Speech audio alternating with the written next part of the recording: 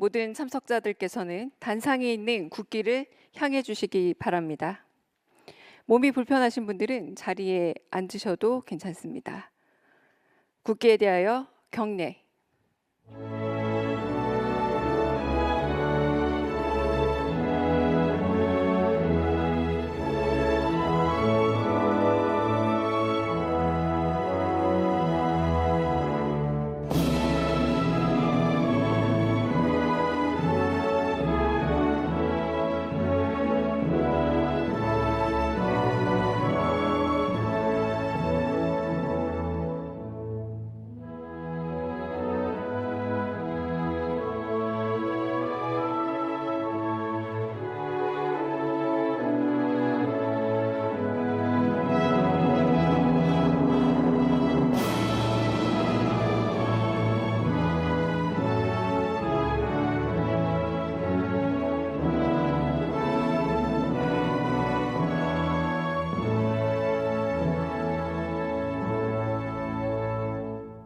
바로 모두 자리에 앉아 주시기 바랍니다.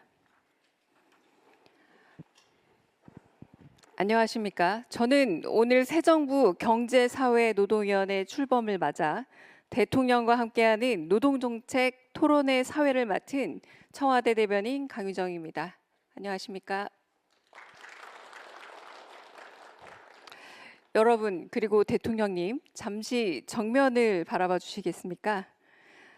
바람을 타고 어디든 날아가 척박한 땅에서도 끝내 꽃을 피워내는 민들레 홀씨가 멀리 날아가고 있습니다. 오늘 새 정부의 경제사회노동위원회 출범 또한 상생과 협력의 꽃을 피우는 소중한 시작이 될 것이라 믿습니다. 먼저 대통령님의 모두 말씀이 있겠습니다. 네, 경제사회노동위원회 위원장님 그리고 위원 여러분, 이번이 첫 회의인데 이렇게 만나 뵙게 돼서 반갑습니다. 그리고 각 분야에서 실질적인 역할을 잘해 주셔서 감사드립니다. 경사노위는 기본적으로 노사관계에 관한 사회적 대화를 하는 기구인 것 같습니다. 근데 우리 사회 전반을 보면 실제로 우리의 국제적 또는 내적 환경이 매우 어려운 상황인데, 이런 때일수록 대화하고 타협하고 또 하나의 길을 갈 필요성이 점점 더 큽니다. 안타깝게도 주로는 정치적 영향 때문인데, 우리 사회의 대화와 타협보다는 대결과 적대가 좀 심화되고 있는 게 현실이기도 하고, 또 그로 인한 사회적 비용도 상당히 큽니다. 국정을 총괄하는 대통령 입장에서 언제나 매우 안타깝게 생각하는 부분입니다. 가능하면 대화하고 또 서로 공존하고 상대를 인정하고 또 그 속에서 모두가 함께 발전하는 길을 찾아가야 된다고 생각하고 있고, 그게 아마도 통합의 가장 큰 가치가 아닐까 그렇게 생각합니다. 제가 느끼는 문제의 핵심은 그런 겁니다. 사회 구성원 또는 그 사회 집단 간에는 독특한 요소도 있고 또 각자의 입장이라고 하는 게 있습니다. 또 각자의 이익을 극대화하는 게 또 당연한 이치이기도 하죠. 그런데 가급적이면 서로에게 힘이 되는, 서로 협력하는 그런 관계가 바람직합니다. 또 한편으로 보면 사실 대화하고 상대를 인정하고 협력한다고 하는 게 매우 번잡하고 시간 걸리고 어려운 일이기도 하죠. 그러나 그 길을 포기하면 당장은 쉽지만 길게 보면 입지를 더 악화시키는 그런 상황을 만들어내기도 합니다. 그런 얘기도 있죠. 빨리 가려면 혼자 가고 멀리 가려면 같이 함께 가라, 그런 얘기도 있습니다. 지금 대한민국에는 양극화가 가장 심각한 사회 문제죠. 이 양극화는 여러 측면이 있습니다. 근데 좀 좁혀서 보면 소득과 자산의 양극화 또는 노동자 내부의 또 양극화, 또 기업 내에도 또 양극화가 있죠. 특히 지금처럼 국제적 경쟁이 치열할 때는 사실 개별 기업들의 국제 경쟁력 강화라고 하는 게 매우 중요한 과제고, 그러다 보면 쉽게 노동 비용을 아끼는 그런 방향으로 또 가고 싶죠.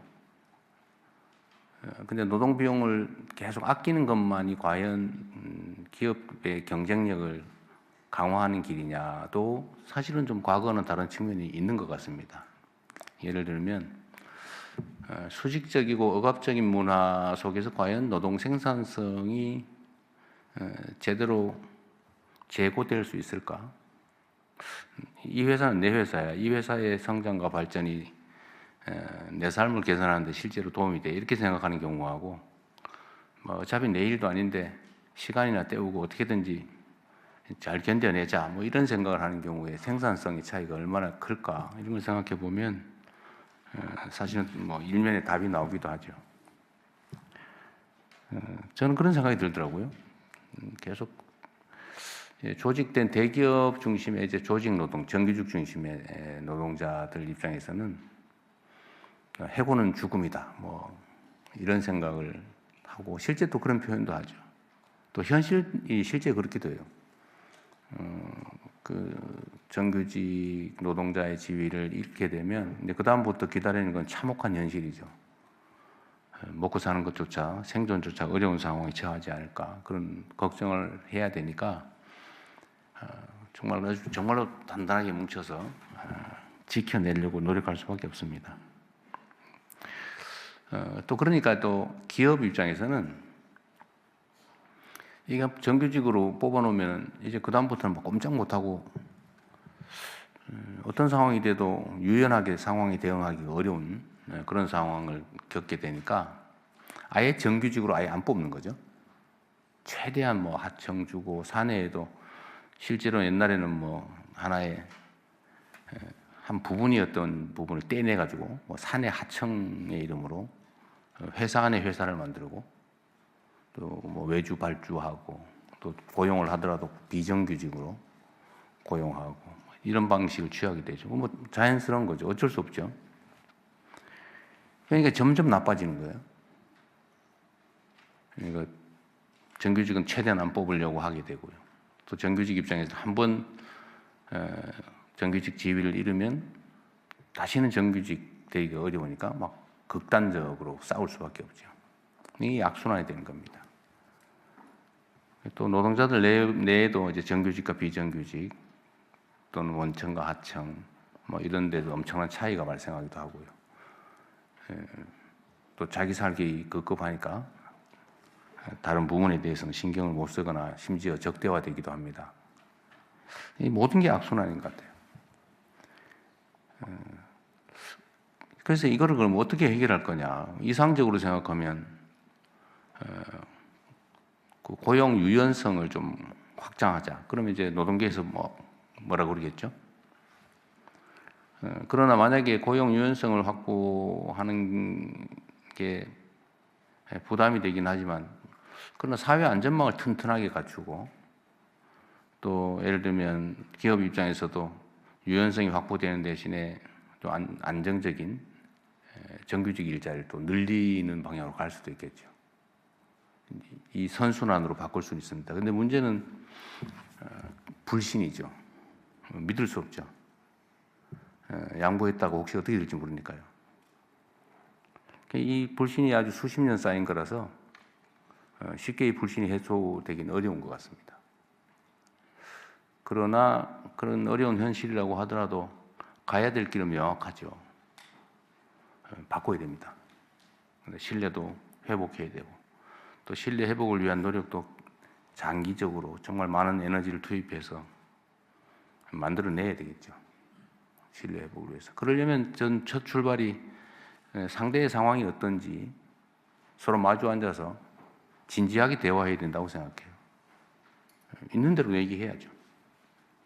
그러다 보면 서로 오해들도 조금씩은 해소될 거고, 또 이견이 있는 것들도 조금씩은 조정이 될 수 있을 겁니다. 선순환이 만들어진 계기를 만들 수도 있겠죠.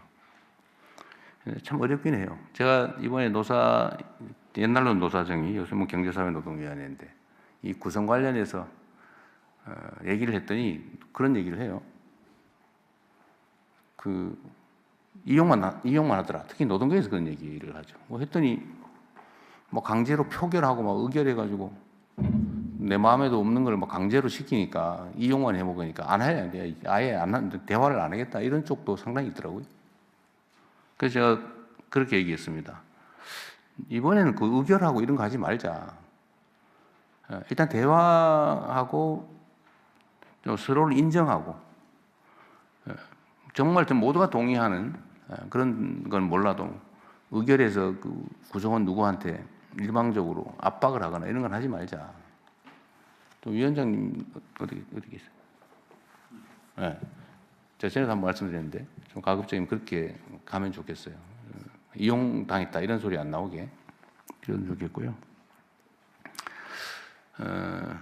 어쨌든 우리 사회가 어렵기는 한데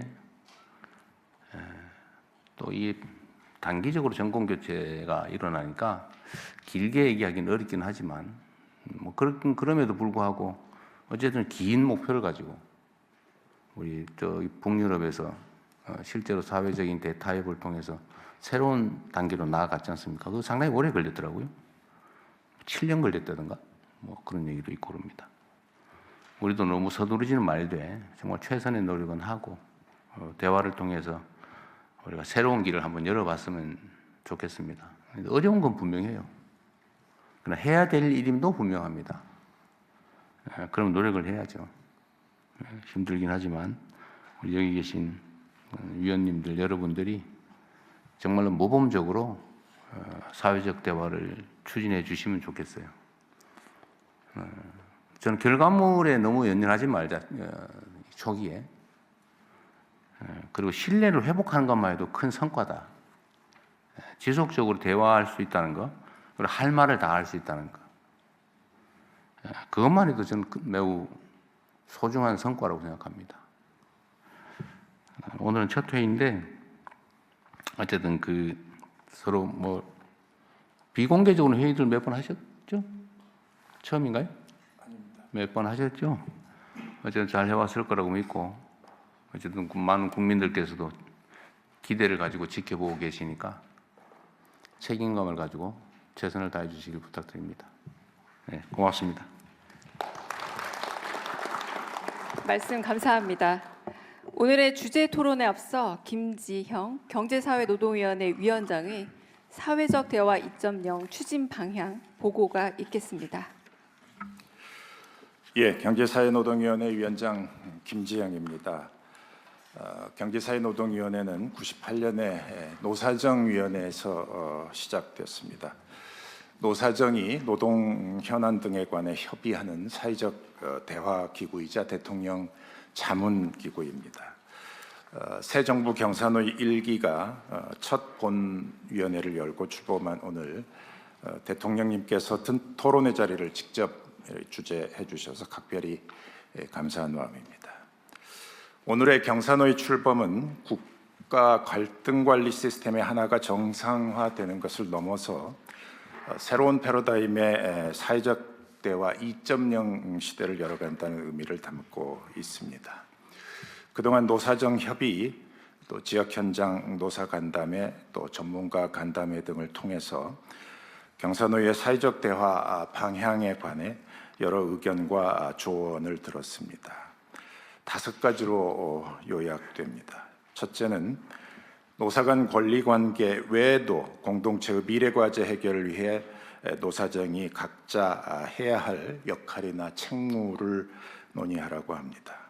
둘째, 시민의 목소리를 경청하고 소통해서 국민주권주의와 참여민주주의의 정신을 구현하라고 합니다. 셋째, 사전에 정해놓은 결론이나 시한이 없어야 한다고 말합니다. 넷째, 노동 존중이 경제 성장을 뒷받침하고 경제 성장이 노동 존중을 견인하는 선순환 구조를 설계하고 구체적 해법을 찾는 데 궁극의 목표를 두라고 합니다. 다섯째, 회의실에만 머물지 말고 공론회장이 열리는 곳이면 어디라도 찾아가라고 합니다. 하나하나 잘 실천해 나가겠습니다. 사회적 대화 2.0은 노동 양극화 해소를 통한 지속 가능한 균형 성장을 공동선으로 삼겠습니다. 노동의 양극화는 심각합니다. 무엇보다 구조화되어 있다는 점에서 그렇습니다. 양극화가 낳은 사회적 불안정성은 성장을 가로막는 가장 큰 위험 요인입니다. 양극화 원인은 여럿 있겠으나 사회적 대화 등 갈등 조정 기제가 미흡했다는 점도 빼놓을 수 없는 원인입니다. 양극화는 노사정 어느 한 주체의 의지나 능력만으로는 해소되기 어렵습니다. 노사와 공동체 모두가 함께 지혜를 모아야 합니다. 경사노위가 양극화 해소를 사회적 대화의 중요한 목표로 삼아야 할 이유가 바로 여기에 있습니다. 세계가 대한민국을 주목하고 있습니다. 노란의 위기에 처한 민주주의를 육탄으로 지켜내 비세혁명을 이룬 대한민국 시민이 노벨 평화상 후보로 추천된 사실이 대한민국의 위상을 웅변하고 있습니다. 다만 사회적으로는 선진국이 겪을 미래 사회 문제를 먼저 겪는 선행 사례로 평가받고 있습니다. 이런 연유에서 경사노위가 사회적 대화에 대한민국형 모델을 만드는 것은 우리의 자부심을 세우는 데 꼭 필요한 일이라고 봅니다. 우리는 노사정 사회적 대화의 품격을 더욱 높여나갈 충분한 역량을 갖고 있다고 자신합니다. 위원님들께서 뜻과 행동을 함께 해주실 것입니다. 사회적 대화 2.0이 해내겠습니다. 감사합니다. 감사합니다. 다음은 앞서 진행된 새정부 경제사회노동위원회 제1차 본위원회에서 노사정이 의결한 공동선언문 발표가 있겠습니다. 이 공동선언문에는 사회적 대화의 재개와 복합전환 위기 극복을 위한 노사정의 협력 의지가 담겨 있습니다. 그럼 제가 낭독을 시작하겠습니다.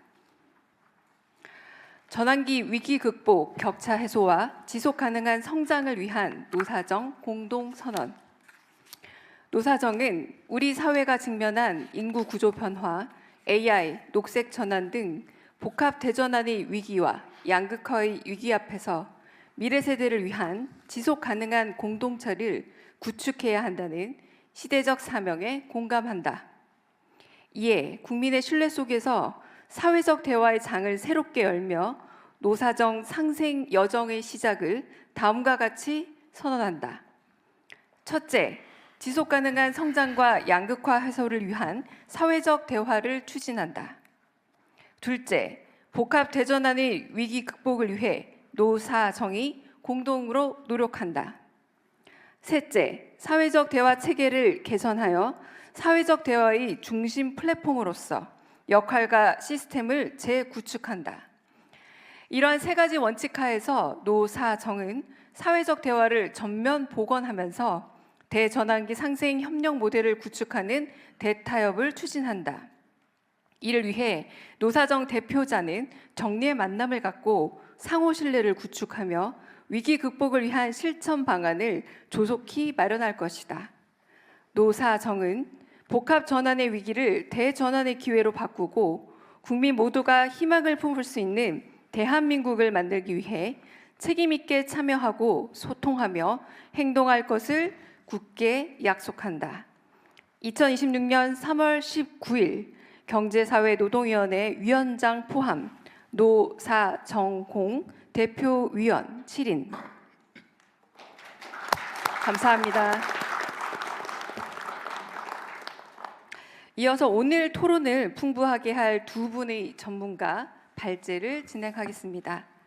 먼저 양극화 해소와 지속 가능한 성장을 위한 노동의 역할을 주제로 박명준 한국노동연구원 선임연구위원의 발제가 있겠습니다. 그거 하시기 전에 내가 아까 얘기를 하다 빼먹은 게 하나 있어서 좀 추가로 좀 말씀을 드리고 시작하면 좋겠습니다. 어쨌든 노사관계의 미래에 대해서는 이제 여러분께서 충분히 논의하고 새로운 길을 만들어 나가겠지만 제가 생각한 아주 오랫동안 고민했던 뭐 결론이라면 좀 그렇고요. 하나의 방향은 이런 겁니다. 말씀드렸던 것처럼 고용의 경직성에 대해서 어쨌든 사측에서 많이 지적을 하죠. 그러나 노동자들 입장에서는 해고는 죽음이다. 고용 유연성은 이 일획이라도 양보할 수 없다. 불안하니까요. 충분히 또 양쪽이 그럴 만합니다.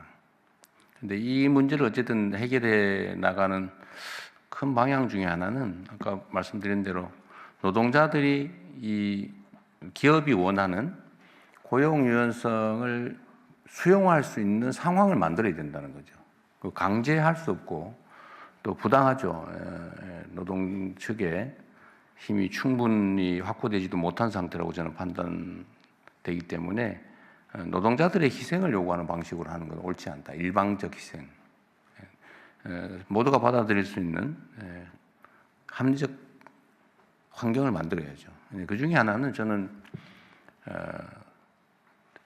해고가 죽음이다 이런 생각을 하지 않을 수 있는 환경, 즉 사회 안전망을 충분히 확보하는 거예요. 불안하지 않게. 실제로 고용 유연성이 일부 양보될 경우에 생길 수 있는 문제를 보완한 것 이상의 대책이 있어야 된다. 결국 그거는 뭐 여러 가지가 있겠지만 사회 안전망 강화라고 하는 걸로 요약할 수 있을 것 같습니다. 그런데 사회 안전망 강화에는 비용이 들고 고용 유연화에 따라서 기업 측은 어쨌든 혜택을 보겠죠. 그럼 그에 상응하는 또 부담을 하는 게 바람직하겠다. 근데 이걸 어떻게 그런 구체적 과정을 거쳐서 세부적인 합의를 도출해낼 수 있을까? 물론 이게 모든 국민 구성원의 100% 동의를 받을 수는 없어요. 이해관계라고 하는 것은 사실은 양 쌍방이 모두 흔쾌히 동의한 그런 결과는 있을 수 없거든요. 합리적 결과를 만들면 이제 입법을 통해서 이제 시행할 수밖에 없는데 최소한 주도적의 입장에 있는 사람들은 그렇지 또 일반적인 합리적 이성을 가진 사람들이 봤을 때 그렇게 하는 게 맞아. 그게 공정해. 그게 우리 사회 모두를 위해서 필요해. 라고 할 수 있는 정도의 합리적 타당성을 가져야 될 것 같습니다. 그래서 그게 과연 뭘까?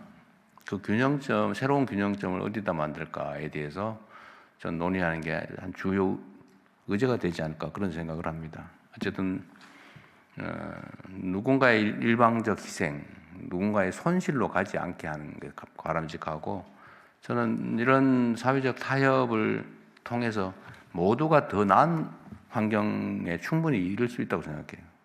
그러나 정말로 지난하죠. 그 과정에는 신뢰가 정말로 중요하고 또 합리적인 내용이어야 되고 또 그게 많은 시간이 소요되지 않을까 생각됩니다. 내가 아까 얘기하다가 그거 빼먹어가지고 노동자의 일방적 희생을 강요하는 거 아니야? 이럴까 싶어서 제가 다시 한번 말씀드리는 겁니다. 네. 지금 말씀을 들어도 완전히 해소되지. 그래, 그 얘기 하세요. 네, 이따 토론 시간도 있으니까요. 네, 네. 네. 박명진. 네.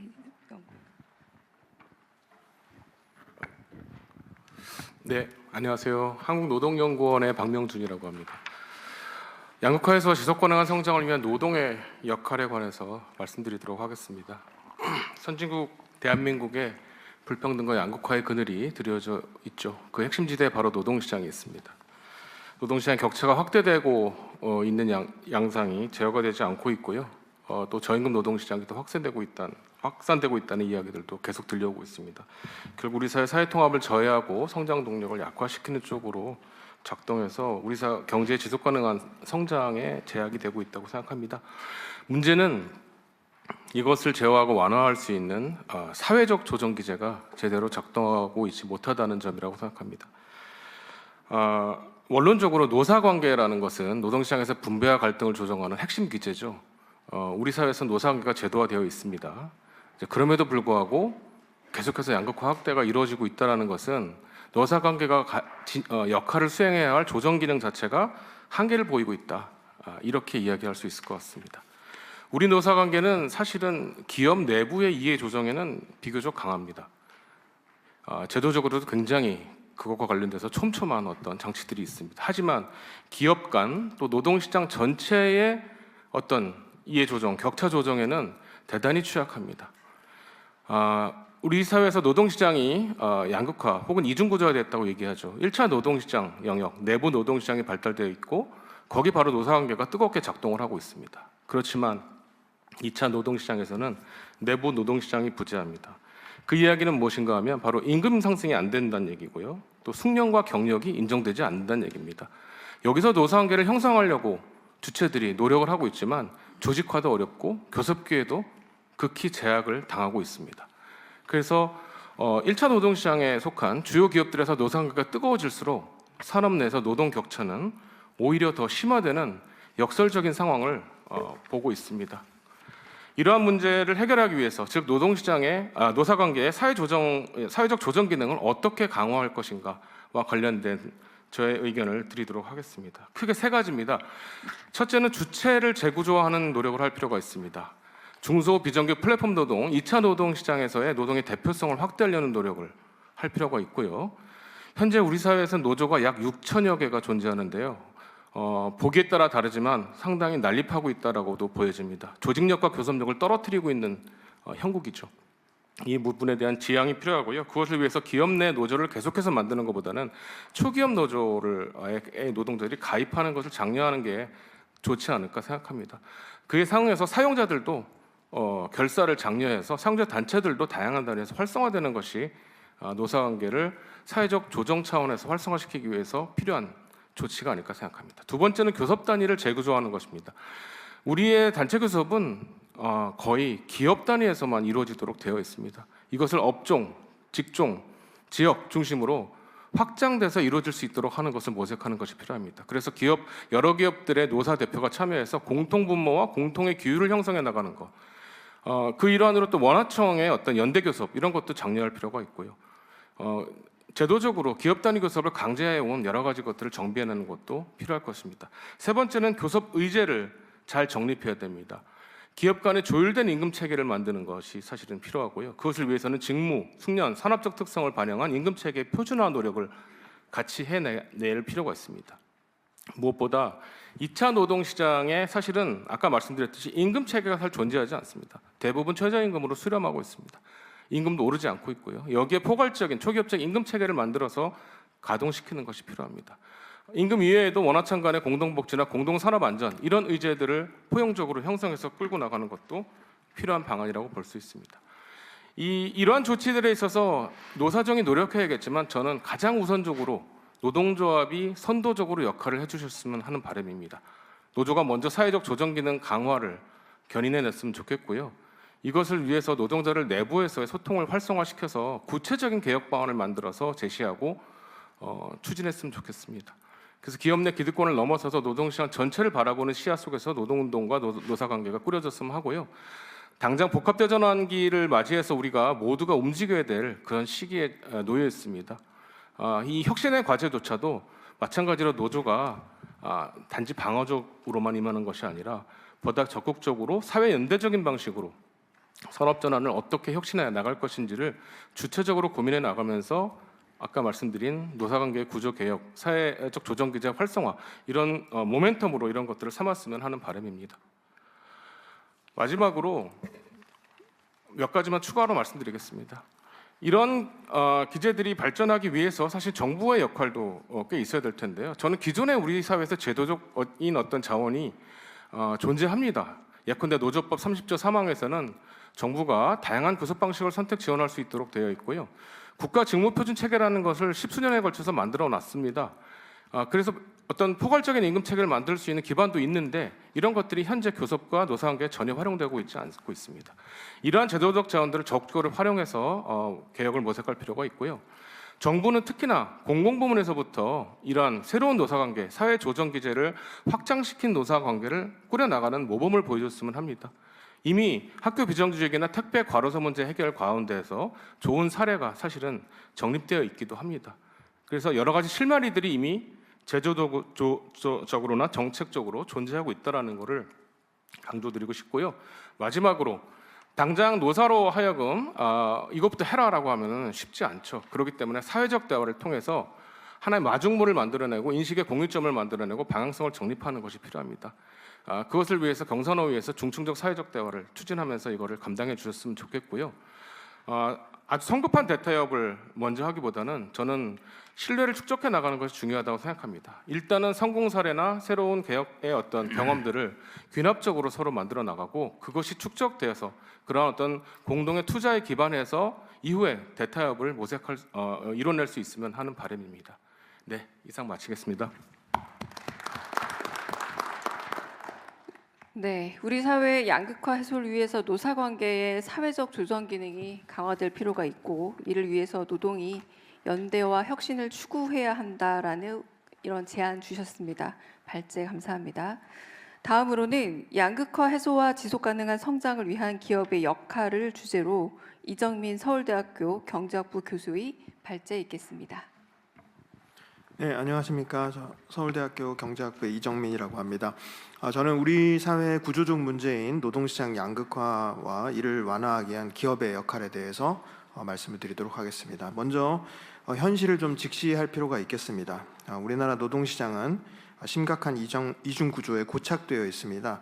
유노조 대기업 정규직 근로자와 무노조 중소기업 비정규직 근로자 간 근속 기간 차이가 4.8배이고 임금 격차는 2.4배에 달하고 있습니다. 더 심각한 문제는 이 격차 그 자체보다도 이른바 이제 좋은 일자리라고 하는 유노조 대기업 정규직으로 들어가는 문이 극도로 좁다는 것이 사실입니다. 2025년 통계를 보면 신규 채용 중에 정규직 비중은 30.7%이고요. 대기업 비중은 6.9%밖에 되지 않습니다. 유노조 대기업 정규직으로 입직하는 비율은 전체 신규 채용 중에서 25년 기준으로 했을 때 단 2%에 불과했습니다. 그래서 이런 사실은 처음 노동시장에 진입하는 청년들에게 좋은 일자리의 문턱이 사실상 닫혀 있다고 해도 과언이 아니겠습니다. 이 노동시장의 불평등은 시장 경제에서 불가피한 결과입니다. 하지만 이중구조의 심화가 단순한 격차를 넘어서서 노동시장의 자원 배분을 왜곡하고 경제의 역동성을 훼손하고 노동시장이 해야 하는 사회 이동 사다리 역할을 하지 못하게 그런 정도에 이르른다면은 이것은 사회적 우려이고 우리 전체의 문제라고 봅니다. 양극화를 완화하기 위해서 기업이 해야 될 가장 중요한 일은 좋은 일자리를 더 많이 만들어내는 것입니다. 좋은 일자리는 저절로 만들어지지 않습니다. 기업이 관행을 뒤엎는 과감한 혁신과 생산성 제고 노력을 해야 되겠습니다. 이를 위해서 제가 4가지 사실을 제안을 좀 드리도록 하겠습니다. 첫 번째는 기업이 노동 생산성을 높여야 합니다. 우리나라 전산업 노동 생산성은 지금 OECD 37개국 중에 24위에 머물러 있는데요. 특히 영세업체 중심인 서비스업이 27위로 매우 부진한 상태입니다. 이를 해결하기 위해서 업무 프로세스를 과감하게 혁신해서 비효율적인 부분을 없애야 될 것이고요. 그리고 핵심 기술 인력에 대해서 과감히 투자해야 될 것입니다. 그리고 기업은 기술 혁신과 구조 조정을 통해서 서비스업의 경쟁력 강화를 위해서 노력을 해야 될 것 같습니다. 두 번째는 인력 관리 시스템의 혁신입니다. 그동안 기업은 채용 후 인력 조정이 어렵다는 이유로 신규 채용을 줄이고 경력직과 검증된 인재를 중심으로 채용하는 소극적인 인력 운영을 해왔습니다. 임금 체계도 마찬가지입니다. 대기업의 63%가 여전히 호봉제의 성격을 유지하고 있습니다. 성과 중심 보상으로의 전환 그리고 공정한 평가 체계 구축이 필요하다고 오래전부터 경영계에서 주장해 왔습니다. 많은 기업들이 이를 경영 원칙으로 내세우고 있습니다. 하지만 이 선언만으로는 해결이 되지 않습니다. 기업 스스로 새로운 평가 보상 시스템을 설계하고 시행착오를 감수하고 이런 노력을 해 나가야 될 것 같습니다. 이를 통해서 내부 노동시장을 활성화해서 구성원이 조직 안에서 역량을 키우고 더 좋은 일자리로 성장할 수 있는 경로를 열어주어야 합니다. 이 인력 관리 시스템을 바꾸는 과정은 노사의 갈등을 불러일으킬 것입니다. 이러한 갈등은 적극적인 대화와 분쟁 해결을 제도화해서 헤쳐나가야 할 것입니다. 세 번째로 산업 생태계의 활성화를 위해서 기업이 노력해야겠습니다. 기업 성장 사다리는 노동시장 활력의 엔진 중에 하나입니다. 그런데 대기업의 지배력은 우리 산업 전체의 경쟁력을 견인하는 그런 역할을 하고 있지만 또 한편으로는 중소기업의 성장을 제약하는 측면도 있는 것 같습니다. 이를 위해서 대기업이 협력사와 공동 혁신을 노력해야 될 것이고, 그리고 사내 벤처나 스타트업 육성을 통해서 산업 생태계가 다시 활력을 찾을 수 있고 선순환 구조를 만들어내야 되겠습니다. 마지막으로 기업의 역할로 사회적 기여의 강화를 말씀드리고 싶습니다. 사회적 가치 창출을 제일 먼저 말씀드리고 싶은데요. 이 부분에서 기존에 했던 방식인 상생 협력 기금에 출연한다든가 이런 수동적 방식은 한계가 있다고 생각이 됩니다. 이것보다는 사회 혁신을 능동적으로 제시하고 실천하는 기업의 경영계의 리더십이 필요하다고 생각합니다. 기업이 직접 미래 인재 양성에 참여하고 기술로 사회 문제를 해결하는 그런 진정성이 있는 사회 기여가 필요합니다. 사회적 기여는 단순한 비용이 아닙니다. 지금 소비자들은 사회적 가치를 실천하는 기업에 더 높은 신뢰와 호감을 보이고 있는 것 같습니다. 마무리하겠습니다.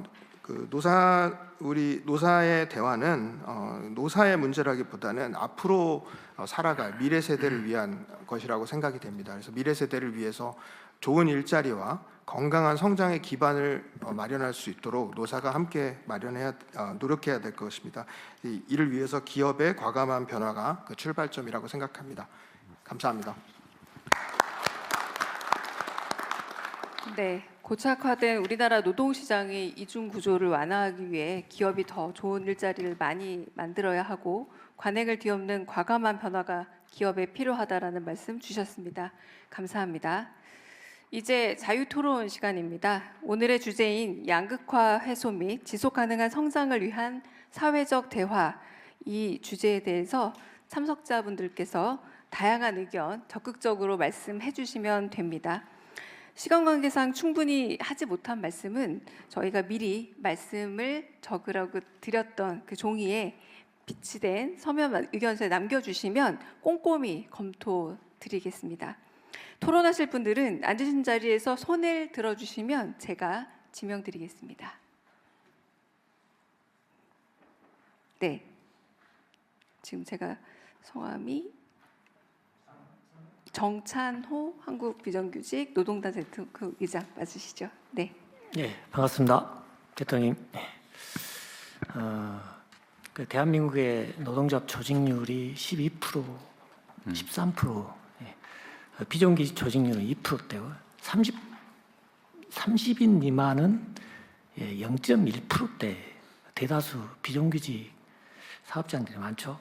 그러니까 물론 사회적 대화를 하기 위해서 누가 사회적 대화에 참여를 할 거냐, 양대 노총의 노동조합들 1차 중심이 될 수 있습니다. 그러나 이렇게 소외되어 있는 비정규직들 목소리를 누가 반영할 거냐, 당사자들이 주체가 뭔가가 형성이 되지 않는다면 여전히 노조 조직률에서도 배제가 되어 있고, 또한 그 소통 과정에서도 당사자의 목소리가 배제된 채 출발할 것이다. 이 우려 속에서 저는 세 가지 정도 말씀 좀 드리고 싶습니다. 일단 정부 차원에서 어떤 역할을 좀 지원을 해주는 게 필요하냐. 자, 지금 비정규직 조직화의 매개 역할을 할 수 있는 게 노동공제회라는 시스템들이 다양한 곳에서 등장을 하고 있습니다. 그러니까 이 노동공제회는 노동조합하고는 틀린 것이죠. 그러나 당사자 자신들이 스스로 십시일반 모여서 소통도 하고 문제 해법도 좀 찾아보고 어려울 때 서로 돕고, 이런 시스템들이기 때문에 이런 노동공제가 설립되는 것을 지원하는 시스템이 좀 필요하다. 그 다음에 공동 근로복지 수준, 이게 지금 충남이랄지 울산이랄지 안산 같은 데서 이 사례가 등장을 하고 있습니다. 기업에서 출연을 하게 되고 정부가 또 지자체에서 대기업이, 그래서 이런 시스템 같은 일종의 노동공제회의 재정적 지원 프로그램이 좀 필요하다. 그 다음에 두 번째, 취약 노동자들 노동상담이랄지 교육이랄지 홍보 캠페인을 이미 지방자치단체의 노동센터, 즉 지방자치단체에 설립되어 있는 비정규직 센터랄지 노동공익센터가 전국에 한 60여 개 지자체가 설립 운영 중에 있습니다. 근데 이제 이게 문제는 지자체장이 바뀔 때마다 폐쇄가 되거나 또는 예산이 축소되거나 인력이 감소되거나 이런 현상들이 들랑달랑. 그래서 안정적이지 못하다. 그런데 실제 이런 지자체 노동센터들이 현장에서 경비원, 대리기사, 플랫폼 프리랜서, 또 배달 라이더 이런 취약 노동자들 무수히 많이 만나고 있습니다. 협의회 결성이랄지 노동조합 조직화까지 안내하고 있는 지역도 적지가 않습니다. 그래서 일정 정도 이런 지자체 노동센터들의 역할이 매우 중요한 노동조합 다음 두 번째 단계로 그런 조직화의 한 통로가 되고 있다. 그런데 이게 법제화가 되지 않아서 불안정하다. 이 법제화가 좀 필요하다는 말씀을 좀 드리겠고요. 그 다음에 노란봉투법에 의해서 비정규직 노동자들, 그러니까 이제 기업 다니는 기업에서 연구 해법이 나올 것 같고, 뭐 공무직이랄지, 그 다음에 기간제, 민간위탁, 돌봄 서비스 이런 쪽은 일단 정부가 모범 사업주로서 아까 연구원께서 발표를 하셨는데 초기업 단위 교섭을 좀 진행을 좀 했으면 좋겠다. 그래서 뭔가 노란봉투법의 기준도 이렇고 또한 이런 요소에서 그냥 뿔뿔이 흩어져 있는 이런 힘없는 노동조합이 아닌 정부하고 초기업 단위 그 부분 공공 부분과 정상적인 노사 교섭을 통해서 뭔가 모델을 좀 만들어내 준다면 이런 말씀을 드리겠고 그다음에 마지막으로 노동시장 양극화 디딤돌 관련해서는 특수고용 플랫폼 프리랜서 이쪽이 지금 일하는 사람 기본법 권리보장 기본법이 다음 달에 될 걸로 알고 있는데 우리 노동부 장관님도 자꾸 이제 세부 내용에 대해서 말씀을 좀 하신 것 같은데 이 법만을 가지고 현장의 변화를 과연 기대할 수 있겠느냐 지금 이런 의문이 좀 많이 남아서요. 그래서 일단 우선적으로 사회보험하고 그다음에 산업안전보건법 같은 경우는 먼저 우선 적용할 수 있도록 좀 했으면 좋겠다. 그다음에 일하는 사람 그 기본법 후속 법안을 빨리 내용을 좀 발표를 해서 각계각층의 이런 당사자들의 목소리가 반영될 수 있도록 했으면 좋겠다. 이상입니다. 또 혹시 다른 말씀 이어서 하신다거나 다른 의견 좋습니다. 원래 한국노총에도 비정규직 노조가 일부 있긴 있죠. 저 민주노총에 비해서는 아주 적습니다. 민주노총 좀 있어요. 마이크 누르시면 근데 그 노동회의소 이거 때문에 사실은 노동회의소 얘기도 있었는데 이거는 한국노총은 반대 입장이신 것 같은데. 그 한국노총의 대선배이신 이용득 선배가 너무나 열정적으로 추진하기 때문에 드러내놓고 반대하지 못하고 있습니다. 어쨌든 그건 약간의 노동계 내의 문제로 보여지기도 하는데 하여튼 이게 공익노동센터 뭐 이런 문제는 사실은 이 회의의 주제라기보다는 노동부에서 잘 알아서 해야 될 일 같습니다. 말씀 주신 거 저희들이 잘 살펴서 많이 공감하고요. 잘 추진하도록 하겠습니다. 특히나 노조조차 할 수 없는 수많은 미조직된 노동자들의 이해 대변 기구를 만드는 것은 한 측면으로서는 사회대화도 촉진하지만 실질적인 도움도 될 것 같습니다. 어쨌든 우리나라의 노조 조직률이 너무 낮은 건 또 사실이어서 어쨌든 제 입장에서는 노동자들의 노동조합 가입률을 최대한 좀 끌어올려 보자.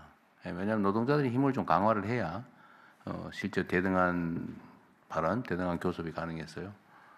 모두가 함께 노력해야 될 부분 같습니다. 그런데 의외로 비정규직 또는 소규모 회사 소속 노동자들의 조직 의욕이랄까? 뭐 이런 게 그리 크지는 않은 것 같아요. 지금은 뭐 정부나 이런 데서 무슨 탄압을 하거나 막는 것도 아닌데 오히려 제가 기회 될 때마다 노조의 가입률, 노조 조직률을 올려야 된다라고 계속 얘기를 하지만 그것도 강제할 수는 없는 거고 그러나 그 현장의 수요는 그렇게 많지는 않아 보여서 좀 안타깝긴 합니다.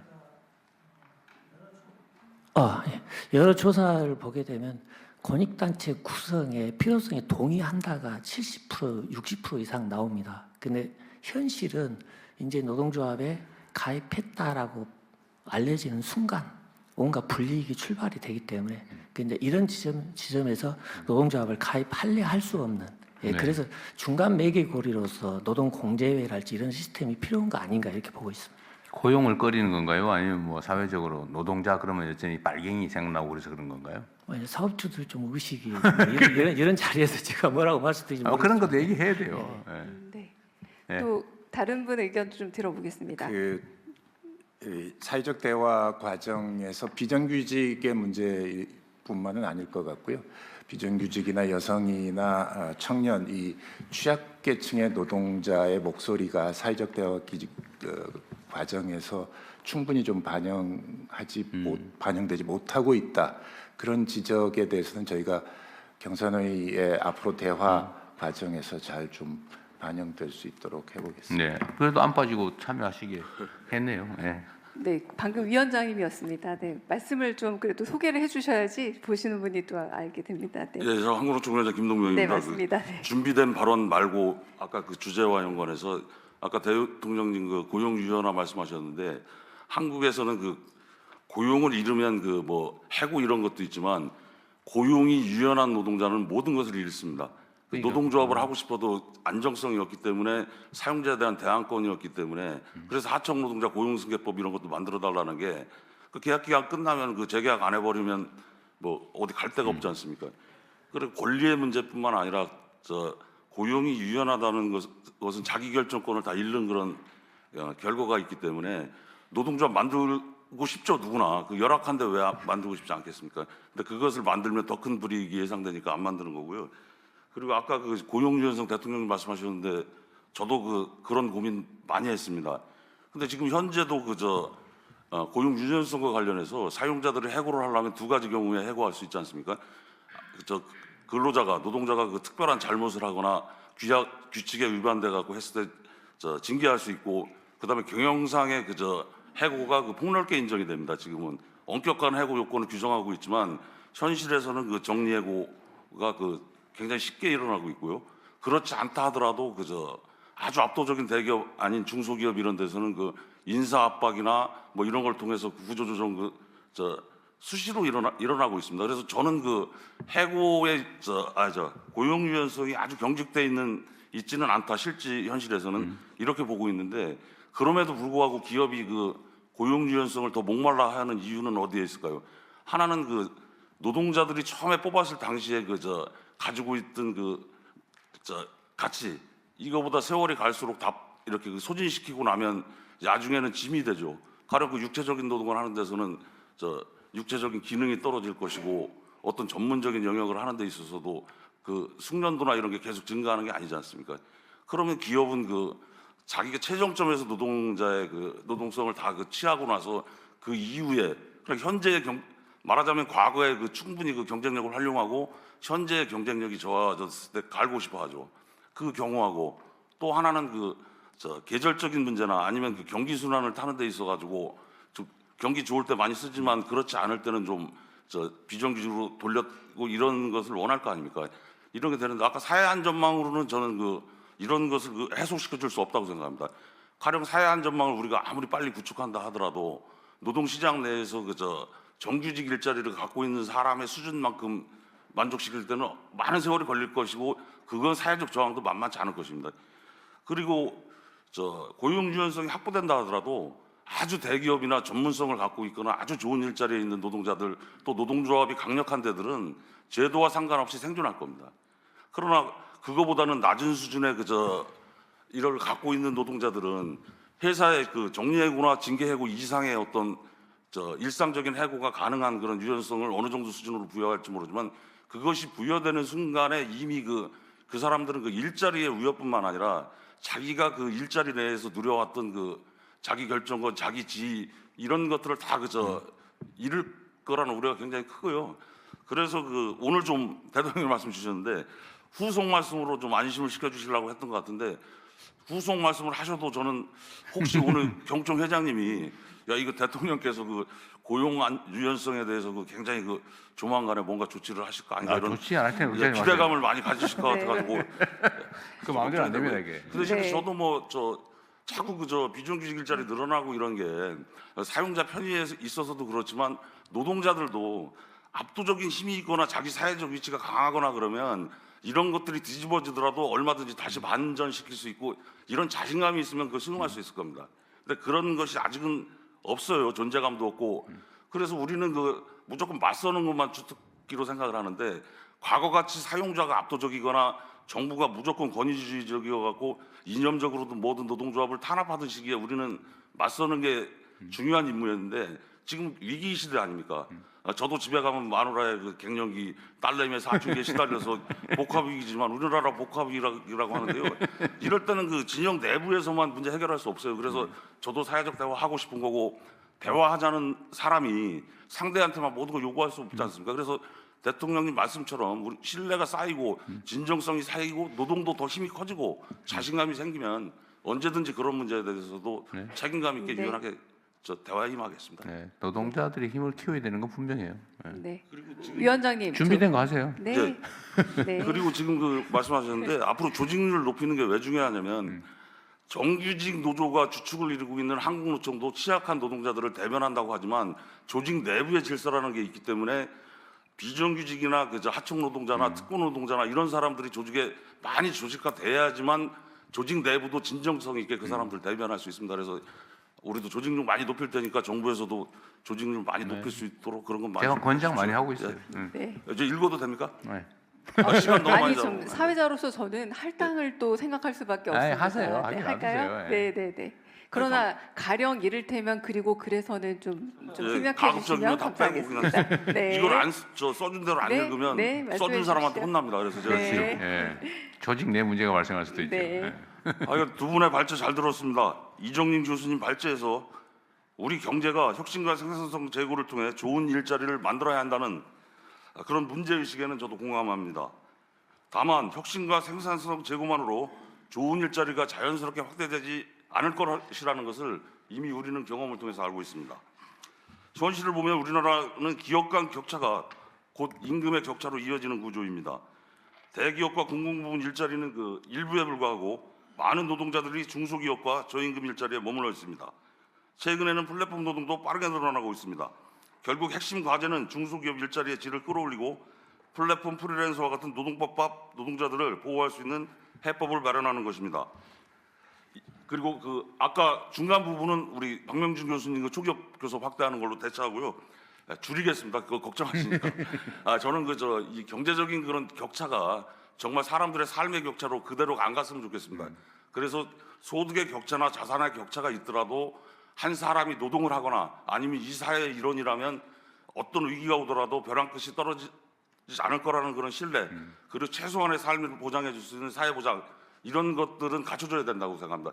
그리고 아주 잘 사는 사람들 그런 것이 계속 대물림되는 것도 문제지만 내가 굉장히 열악하게 이 세상에 왔다 그래서 어떤 상승할 수 있는 기회를 차단해서는 안 되니까 교육이나 이런 것도 적어도 교육이나 이런 것만큼이라도 내가 없더라도 충분히 동등하지는 못하더라도 내가 올라설 수 있을 정도의 그 교육을 받을 수 있는 그런 사회적 그런 것을 마련해 줘야 되지 않나 이런 생각하고요. 그다음에 그 돈 자기가 잘나서 버는 것도 있지만 뭐 AI 도입이나 기술 이런 거에서 그 경쟁력이 세진 데는 점점 세질 텐데 이거 다 사회적으로 그 세금 낸 걸로 같이 연구해서 만든 기초과학도 있을 거고 다 있을 거 아닙니까? 그래 이런 사람들에 대한 로봇세 뭐 이런 논의도 있는데 그 세금이나 책임 이런 것도 강화해야 되고요. 그다음에 마지막으로 그 플랫폼 노동 이런데 노동조합은 만들지만 그 단체 협약을 못 맺고 있지 않습니까? 사용자성이 명확지 않아서 노무종사자 이렇게 표현되고 있는데 사회적 합의 이런 거 할 때 그 합의가 너무 쉽게 위반되고 이런 게 있으니까 그런 사회적 합의를 단체 협약 수준으로라도 좀 끌어올리거나 아니면 정부가 강제하든 사회적 분위기를 만들든 제도가 안 되더라도 사회적 합의가 단체 협약 수준으로 엄중한 무게를 가질 수 있게끔 사회적 압박과 정부의 그 통제 이런 게 필요하다고 생각합니다. 감사합니다. 필요한 사회적 합의가 이루어지면 그거는 법제화를 하든지 해서 제도로 만들어야죠. 네, 예, 뭐 그건 합의가 아니지. 예. 네. 이제 그래서 제가 하나 네. 이게 그냥 궁금해서 물어보고 노동부 장관 혹시 아실지 모르겠는데 하여튼 이게 어떤 제도를 누군가를 위해서 만들었는데 그게 이제 부작용 때문에 그 긍정 효과보다 부정 효과가 더 큰 경우도 많거든요. 예, 그런 경우가 많은데 이제 그 예를 들면 지금 그런 얘기 많이 하던데 그 2년 지나면 정규직화해라. 기간제 좀 말은 좋은데 네. 그 전부 다 1년 11개월만 다 그냥 1년 11개월짜리 해놓고 2년 안 넘기잖아요. 네. 그래서 한 3, 4년 했으면 좋겠는데 이런데 그게 이제 장애가 된다 오히려. 네. 이게 과연 2년 이상 상시 고용이 필요한 경우는 정규 고용해라. 이제 이게 입법의 취지인데 사실은 이제 반대로 절대로 2년 이상 쓰지 말아야지. 이래가지고 1년 11개월 하고 다 그만두게 하거든요. 이게 이제 부작용인데 제가 하나 궁금한 거는 이게 예를 들면 기간을 정한 노동계약, 고용계약이 지금 현 제도상 금지되어 있나요? 예를 들면 나는 이 사람하고 5년 동안 할 거야. 뭐 이런 계획이 안 됩니까? 이게 이제 그때 도입할 때 비정규직들을 기간제를 어떻게 보호할 것인가를 둘러싸고 보호하려고 한 건데. 가장 충돌한 것이 대통령이 금방 말씀하셨던 이 업무에 대해서 2년 이상 만약에 하게 되면 그거는 상시 지속 업무로 보아지니까 정규직으로 전환하라. 근데 그러면 이제 60세까지 가야 되니까. 네, 그렇게 가야 되는 거고 또 한편에서는 그렇게 하면은 1년 11개월 만에 계속 그렇지. 반복될 것이라는 논쟁이 되었었는데 결국은 요 기한을 실제 그러고 정하는 있죠. 했습니다. 그래서 이 대안은 뭐냐? 사용 사유 입구에서부터 그 업무가 무엇인가? 예를 들어서 지속적인 업무면 2년짜리 그렇죠. 못하게 하자. 못하게 하자. 예를 들어서 청소 업무가 있다. 청소 업무는 아니, 지속 됐습니다. 가능하다. 그건 앞으로 또 심각하게 논의해야 될 네. 부분인데 네, 그러면 지금 현재는 3년 고용 계약 이거 안 되는 겁니까? 그건 안 됩니다. 아, 아예 안 네. 돼요. 이제 알겠습니다. 내가 몰라서 네. 기간을 정한 계약이라고 원래 있어서 네, 2년. 노동법에서는 금지하고 있군요. 그렇습니다. 저 프로젝트 3년 그런 것은 그런 가능- 것들은 예외이지만 프로젝트가 업무의 성격상 기간이 명확한 예, 거는 그렇습니다. 된다. 예, 맞습니다. 나름 연구를 했겠죠. 네, 죄송합니다. 네, 아까부터 여러 번 손드셨던 최진식 중견기업연합 회장님 말씀 주시죠. 오늘 대통령님 기조 발언을 하신 거에 대해서 중견기업 업계도 아주 공감합니다. 저하고 뭐 제가 대통령하고 이 노동의 문제에 대해서 몇 번 같이 토의를 한 적이 있는데 결국은 저는 그 이후에 우리 김동명 위원장님이 말씀하신 거에 대해서 기업계에서 굉장히 한번 진정성 있게 우리가 받아들여야 된다라는 말씀드립니다. 고용의 유연성을 기업계는 얘기하지만은 중견기업업계는 사실 중견기업계 나름대로 대기업한테 인력의 엑소더스가 일어나고 또는 어떠한 어떤 시장의 인더스트리 트렌드의 변화에 따라서 굉장히 많은 리스크를 테이크하고 있는 것이 현실이죠. 그러나 우리 이정민 교수님이 말씀하시는 것처럼 결국은 더 좋은 일자리를 많이 만들어내는 것은 분명히 중요하고 사회적 대통합을 위해서는 좋은 일자리를 우리 사회가 얼마나 만들어가는 데 대해서는 굉장히 중요한 그런 이슈라고 생각합니다. 중견기업 업계에서는 이 스케일업하는 그런 벤처회사, 중소기업이 더 많은 일자리를 만들어내고 그 중견기업 자체가 성장할 수 있는 그러한 제도적인 그런 역할을 우리가 가일층 노력해야 된다는 말씀을 드리고요.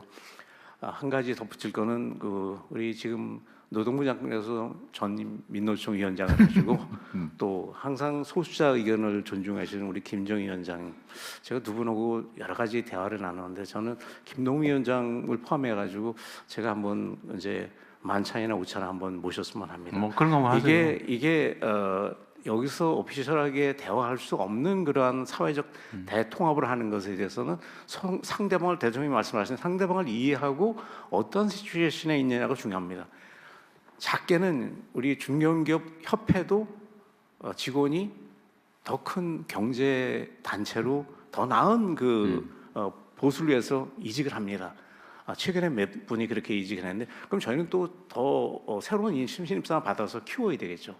마찬가지로 지금이 굉장히 좋은 것이 우리 민노총 위원장 출신인 그런 우리 고용노동부 장관님 계시고 그다음에 소수자 의견을 전하는 경사위 위원장 그다음에 노조위원장이 대기업의 양극화의 문제를 가지지 않은 중견기업계는 조금 중간적인 입장에서 저희가 좀 대화를 많이 해보고 싶은 그런 마음입니다. 예, 이상입니다.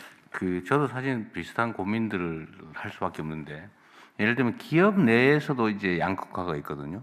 예를 들면 대한민국 지금은 뭐 나름 조금씩 개선되고 있어 보이는데 중소기업들과 대기업의 관계에서 중소기업도 아주 나쁘게 말하면 이 착취 관계. 그러니까 뭐 경영 개선 성과를 요즘 모르겠습니다만 전에 얼마 전까지 있던 뭐 원가 후려치기, 뭐 단가 후려치기, 뭐 이런 거 이렇게 표현되는 것들이 있었잖아요. 예를 들면 경영 개선을 하면 가격에서 깎아가지고 뭐 숨 쉴 여지가 없게 겨우 뭐 생존 가능한 정도만 남겨놓으니까 좋은 인지를 쓸 수도 없고 경영 개선이나 기술 개발 해봤자 그거 다 뺏기니까 그거보다는 차라리 대기업 임원 로비하러 다니자 뭐 이런 게 있다고 해요. 뭐 지금은 있는지 없는지 모르겠는데 어쨌든 그런 측면에서 보면 중소기업과 대기업의 관계에서는 노동자층과 중소기업은 입장이 같은 면이 있죠. 그래서 아마 같이 한번 보자고 그러신 것 같아요.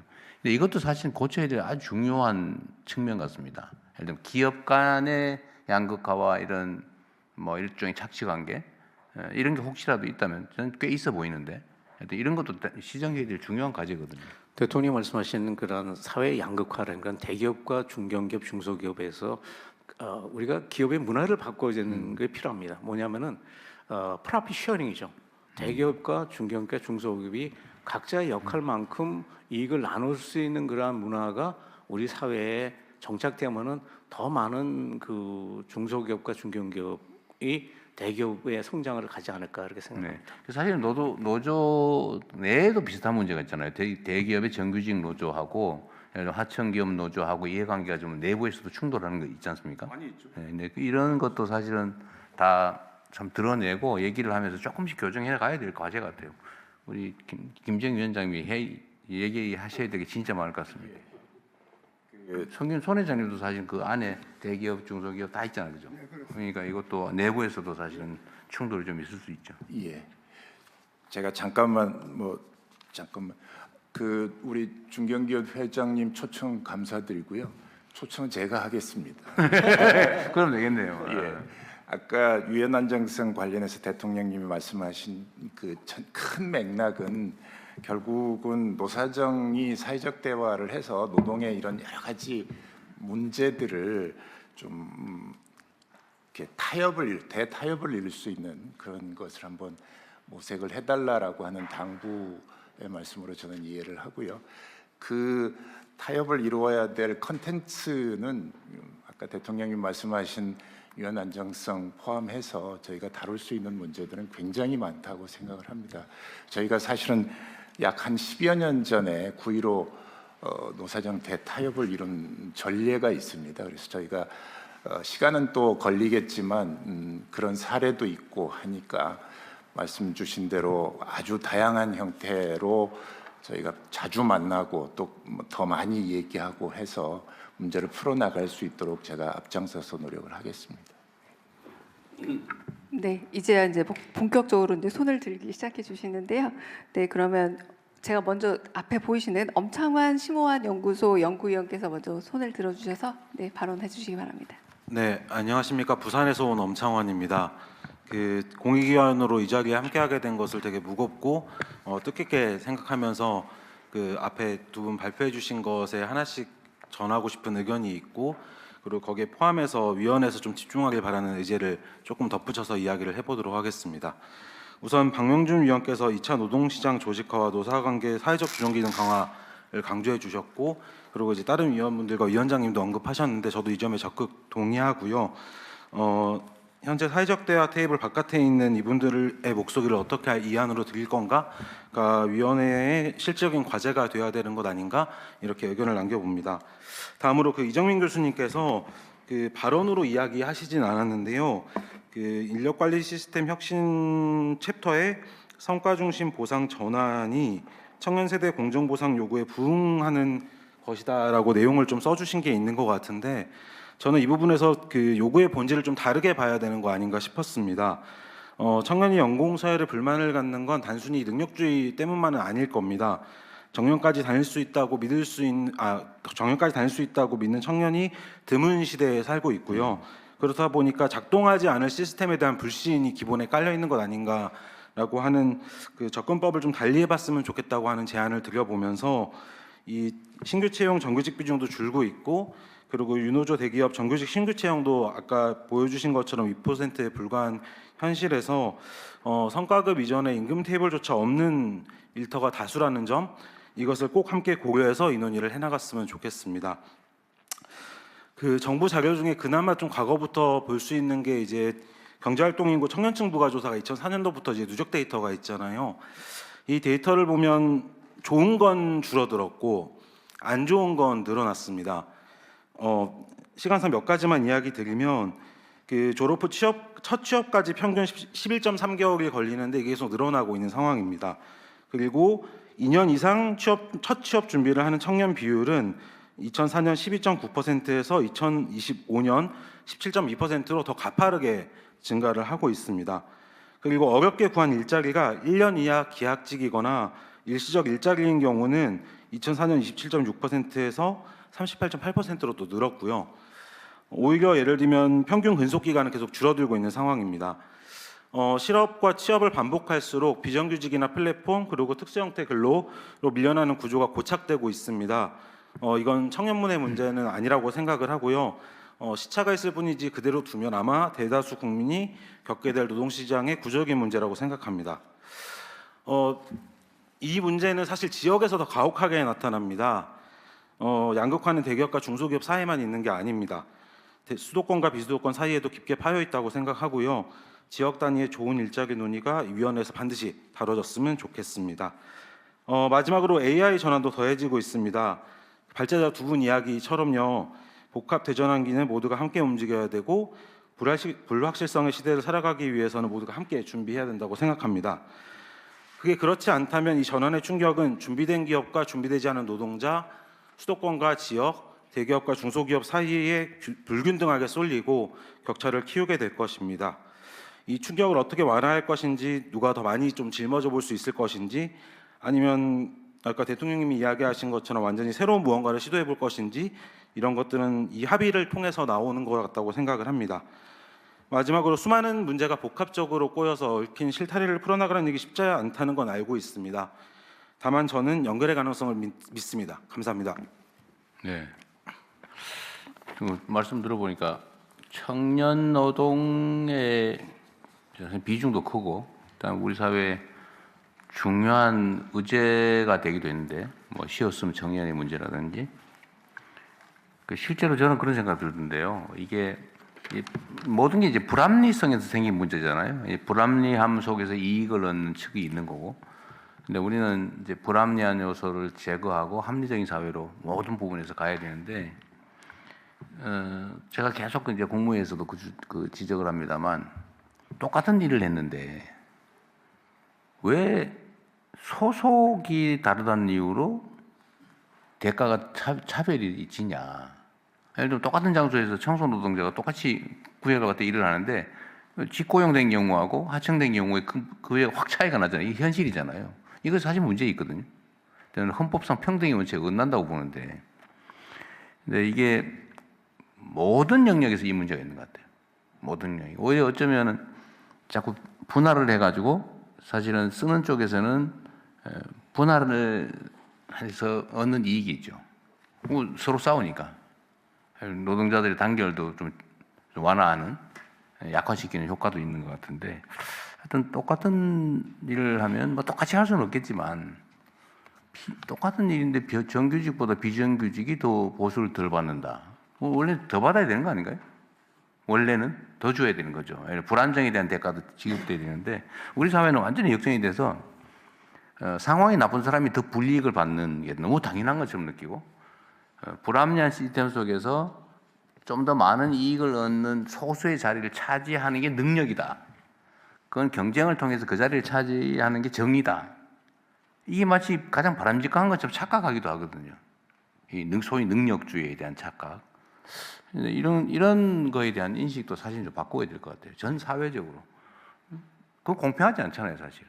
부당한 시스템 속에서 소수의 혜택 있는 자리를 정말 시험 공부 열심히 하고 막 어떻게 해가지고 가는 걸 아주 유능한 사람으로 취급해주는 분위기 있지 않습니까?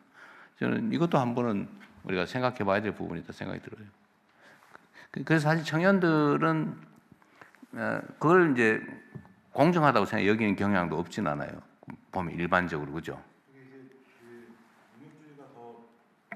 드러낼 수밖에 없는 이유는 아까 말씀하신 것처럼 다른 기준들을 만들어 나가야 하는데 그걸 상상하기가 너무 어렵다 보니까 현실적으로 지금 할 수 있는 선택이기도 한 것 같습니다. 현실을 인정하기 위해서 어쨌든 좋은 자리는 경쟁을 통해서 치열하게 잘하는 사람이 가는 게 맞다. 그 현상 속에서 맞는 말인데 그 현재 있는 불합리한 현실을 고치는 거에 대한 접근도 정말 중요한 거 아닌가 싶어요. 또 이 청년들이 처한 상황이 지금 그거죠. 모든 면에서 불리한 지경에 처해버렸잖아요, 그죠? 그래서 청년들 얘기도 많이 사실은 이 분야에서는 얘기를 해야 될 것 같아요. 기성세대와 청년들의 문제. 김지영 위원장이 할 일 많겠습니다. 예, 좀 기성 시스템 또 기성 시스템 이익을 보는 기성세대. 그리고 새롭게 진입해야 되는데 또는 막 벽에 가로막힌 청년 세대. 이 문제는 또 어떻게 할 거냐. 이것도 사실은 주요 의제가 돼야 될 것 같아요. 네, 다음으로 한다스리 보건의료재단 노조위원장께서 말씀하겠습니다. 네, 한국국제보건의료재단 노조위원장 한다스리입니다. 저는 그 경제사회노동위원회 본현 청년 대표로 성함이 한다스리세요? 예, 한다스리입니다. 예. 그 청년 주제가 나와가지고 이제 얘기 나온 김에 좀 말씀을 드리려고 합니다. 이제 제가 준비한 내용에서 좀 시간 관계상 좀 줄여서 말씀드리면 사실 이제 그 지금 청년들이 처한 그런 현장이 생각보다 녹록지 않고 그래서 이제 그런 부분들에 대해서 현재 실제 청년들이 마주한 그 사업장들을 좀 위주로 놓고 봤으면 좋겠습니다. 그 우리나라에 제가 알기로는 전체 사업장의 80% 정도가 5인 미만 영세 사업장에 해당하는데요. 여기는 노조 조직 자체가 불가능에 가까운 법적 사각지대에 있습니다. 네, 대다수의 청년들이 이 노동시장에 일을 하고 있거든요. 근데 이들에게 초기업 노조 가입을 권장하는 것도 사실 물론 필요한데요. 현실적으로 좀 필요한 건 그 영세 사업장들에게 얼마나 지불 능력이 있느냐가 또 중요한 문제인 것 같습니다. 그래서 초기업 노조를 결성해서 이제 교섭을 진행한다고 하더라도 그 마주하는 사업장에서 지불 능력 자체가 없다라고 하면 그 부분에 대한 교섭의 효과성이 사실 실효성이 없다라는 문제에 마주할 수밖에 없기 때문에 그 부분이 반드시 그 영세 사업장들의 지불 능력을 키워주기 위해서는 일단 낮은 단가 그리고 원청의 책임 회피 이런 문제들을 짚지 않을 수가 없거든요. 그래서 이제 그런 부분들 원화청관 공정거래나 정부의 직접적인 비용 지원 같은 구조적 보완이 꼭 필요하다라는 생각이 들고 그리고 아까 그 옆에 엄창한 위원님께서 말씀해 주셨지만 사실 청년들은 그 애초에 호봉제가 과도한 일터가 아니라 최저임금 수준에 맞춰가지고 월급이 정해지는 아예 임금 체계가 없는 사업장에서 일을 하고 있거든요. 그러니까 진짜 청년들이 원하는 건 기성세대 임금을 깎아서 낮추는 하향 평준화가 아닙니다.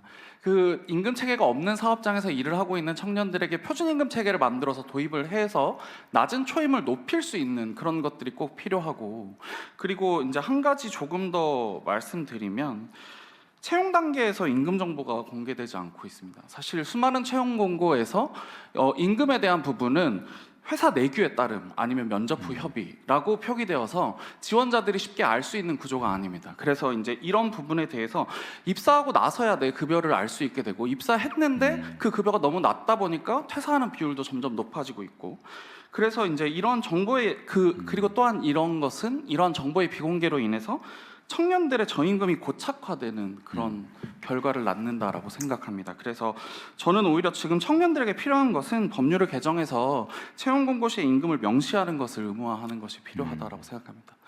저는 이번 정부에서 첫 발을 뗀 사회적 대화가 대기업 정규직과 대기업 사용자 중심의 논의에서 좀 벗어나서 실제 청년들이 처한 사업장의 현실을 중심에 놓는 그런 사회적 대화가 되었으면 좋겠습니다.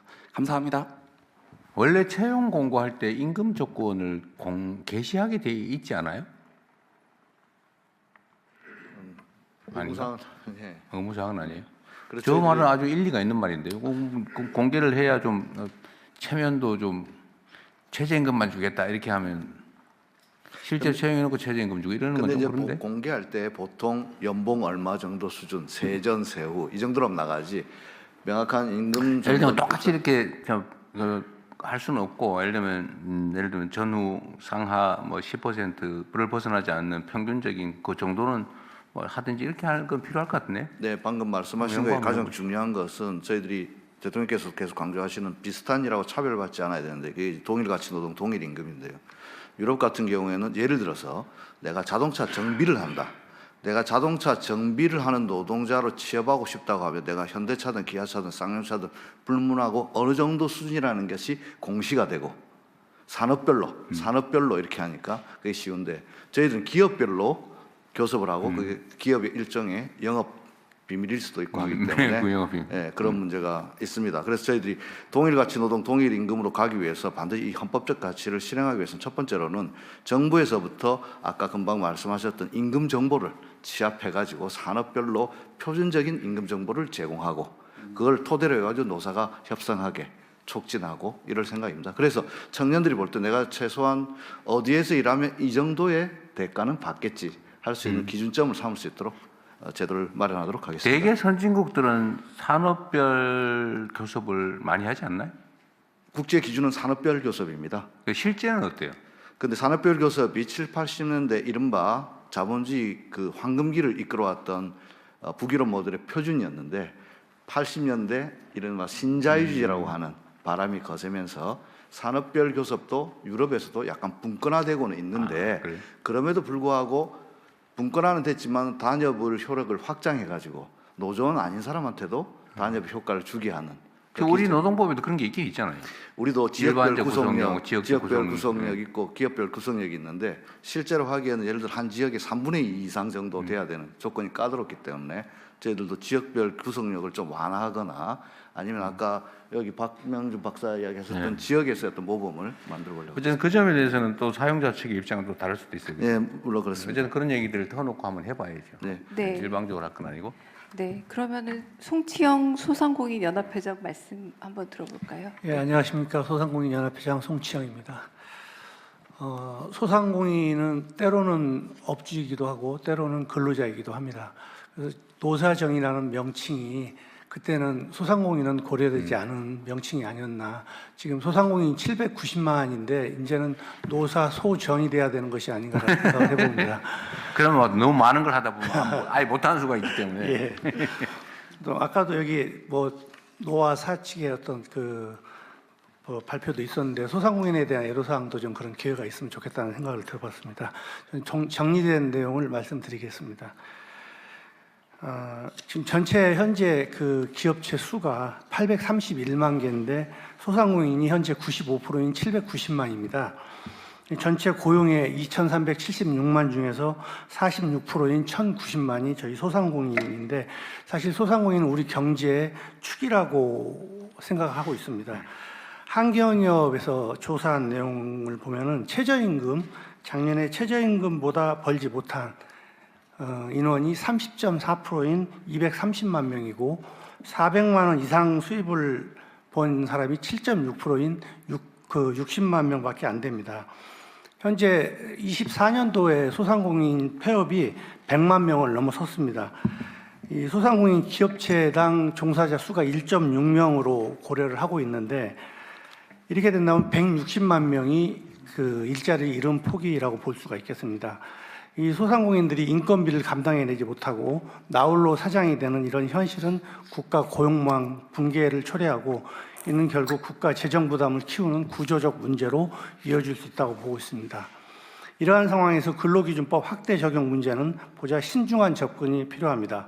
소상공인연합회 추산 5인 미만 사업장 근로기준법 확대의 경우 최소 연간 5조 원가량의 추가 비용이 발생한다는 분석이 있고 헌재에서도 2차례나 합헌 결정을 내릴 정도로 소상공인의 영세성과 특수성을 인정하는 부분이 있습니다. 여기에 더해서 일하는 사람 기본법 등이 통과되어 특수고용직 종사자와 프리랜서 중에서 소상공인 영역에 근무하는 종사자들이 일괄적으로 근로자로 추정이 된다면 최소 1인당 월간 42만 원이 더 들어가는데 이를 합치면 연간 수십조 원의 추가 비용이 발생할 우려가 큽니다.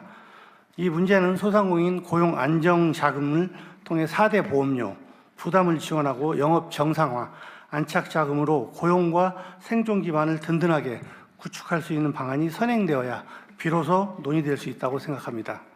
이 방안은 소상공인 업종의 취약 근로자들의 고용을 지키는 사회적 안전망이자 연간 수십억 원의 경제 효과를 만드는 방안으로 대통령님의 배려를 요청드립니다.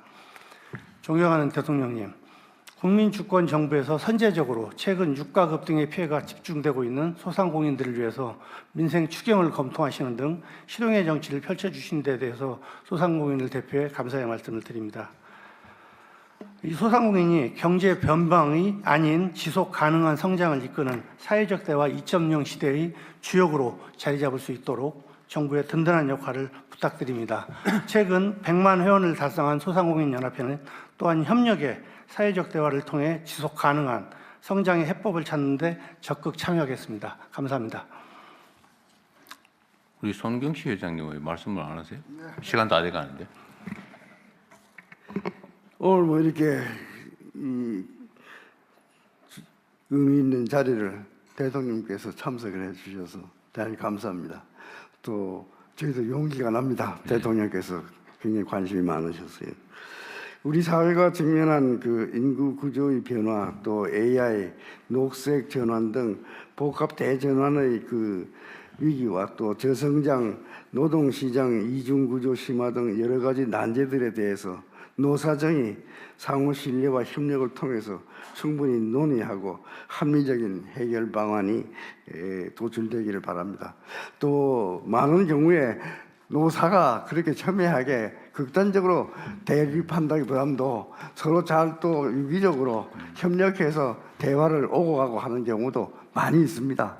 그래서 저희는 그 노사 간에 서로 대화를 통해서 충분히 그 논의를 이어가야 되지 않는가 생각을 하고 있습니다.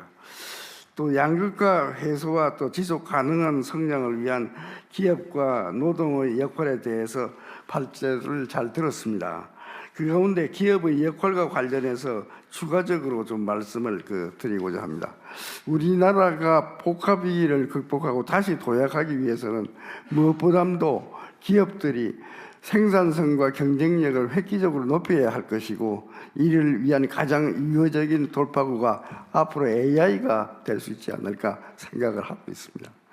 기업들은 AI를 활용해서 경쟁력 있는 사업 모델을 개발을 하고 업무 프로세스 효율화 등 일하는 방식의 근본적 변화를 통한 생산성 향상에 노력을 지금 집중을 하고 있습니다. 특히 AI 시대를 주도할 창의적 인재 확보가 무엇보다도 중요한 만큼 근로자 교육과 훈련에 많은 투자와 노력을 기울이려고 하고 있습니다.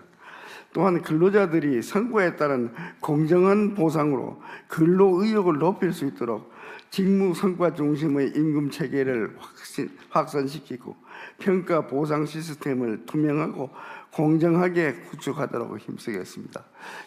지금 우리나라에서는 그 임금 제도 자체가 연공 서열에 의한 것이라든지 그러한 방향으로 많이 가고 있는데, 앞으로 좀 국가가 발전하려고 하면 또 일하는 그 근로자들에게도 희망과 또 자신감을 부어주기 위해서는 저는 그 성과 중심의 그 임금 체계가 좀 가야 되지 않겠느냐.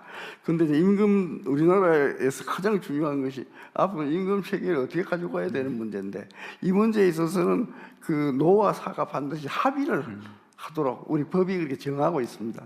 일본에서도 이 문제 때문에 많이 그 고민을 하다가 좀 상호간에 충분히 논의를 했으면은 합의한 걸로 본다 하는 식으로 법을 좀 제정을 해가지고 이 위기를 돌파한 바가 있습니다.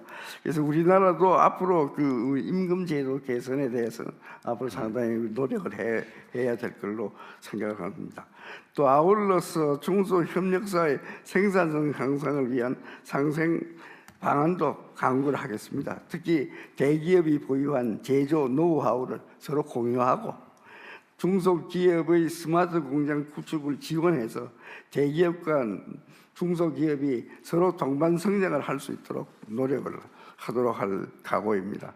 이러한 기업들의 노력에 대해서 정부도 혁신을 저해하는 규제들은 적극적으로 더 개선을 해주시고 AI 시대에 부합하는 맞춤형 교육 프로그램을 개발해 주시고 또 세제 인프라 지원에 힘써 주시길 바랍니다. 끝으로 또 사회적 대화를 통해 실질적인 결실을 이루기 위해서는 노사 간의 상호 신뢰와 양보, 협력이 중요한 만큼 노동계도 함께 협력해 주시기를 부탁을 드립니다. 사실 지금 현재 사용자와 또 근로자 간의 관계는 그렇게 걱정할 정도로 악화된 건 아닙니다. 지금 뭐 좋은 관계입니다. 네, 맞습니다. 좋은 관계고 여기 김동명 위원장도 와 계시지만은 저하고 잘 지내는 거 아닙니까? 부인할 것 같은데요. 그래서 좀 관계를 많이 좋게 지내고 네. 있습니다. 노력하겠습니다. 어쨌든 노사관계라고 하는 게 이게 파괴적이면 안 되는 거잖아요. 그리고 이제 불신이 사실은 이제 뿌리인데 저는 그런 느낌이 들어요. 예를 들면 한때 그런 게 있었는데 요즘은 뭐 많이 없어진 것 같은데. 네, 예를 들면 노조가 파업을 한다, 뭐 노조가 조직을 한다, 노조를 만든다, 집단 행동을 한다, 단체 행동을 한다 그러면 저 회사 망해먹으려고 저런다 이러는데 요즘처럼 저 취업하기 어려운 세상에 회사 망하라고 하는 사람 없어요. 망하면 지도 손해인데 너무 아까 얘기한 대로 나가면 정말 엄동설하는데 왜 회사 망치고 나가겠어요. 결국은 한도가 명확하게 있는데 이제 불신하고 거기에다가 이제 억압하고 거기에 정부가 한쪽 편 들어가지고 막 거의 가해하다시피 하고 하니까 진짜 망하면 그만이지 뭐 이렇게 되는데 지금은 그런 악순환은 없는 것 같아요. 최소한의 신뢰는 있는 것 같고 신뢰는 계속 키워야 되겠죠. 적대적이 되지 않도록 하는 게 중요하고 어쨌든 이것도 이제 합리성의 문제인데 저도 이제 아마 청년 세대들의 그 생각이 똑같이 있어요. 보면 소위 연공제 아니 뭐 세월 지난다고 보수를 더 준다는 게 말이 되냐 그런 생각을 기본적으로 할 수 있거든요. 그러나 이제 기존에 조직된 노동자들이나 뭐 이런 쪽은 뭔 소리하고 세월이 가면 갈수록 우리가 기여한 게 있는데 그럼 내가 기여가 예를 들면 보수보다 더 많을 때 그러면 그만큼 다 줬어? 그럼 기여가 떨어진다고 그러면 안 줘? 뭐 그 생각 당연히 하잖아요. 그러니까 이게 인생 전체로 보면 노동자를 고용해서 손해를 보면서 교육시키는 과정. 그냥 젊고 막 빨리빨리 타고 뭐 체력 좋아서 막 생산성이 높은 시기. 그래서 나이 들고 뭐 이러면서 좀 떨어져서 별로 안 될 경우 이런 경우가 있는데 지금은 양쪽을 다 잘라내고 가장 효율적인 시점에 소위 경력직 뽑아가지고 연봉제 하다가 연봉 확 깎아서 내보내고 지금 이렇게 변해버리니까 노동자들은 무지하게 억울하잖아요. 별로 안 억울해. 다행이네. 하여튼 제가 보기엔 되게 억울할 수 있는 상황인데 저는 이걸 합리적으로 조정을 해야 된다. 그 생각이 하나 들고요.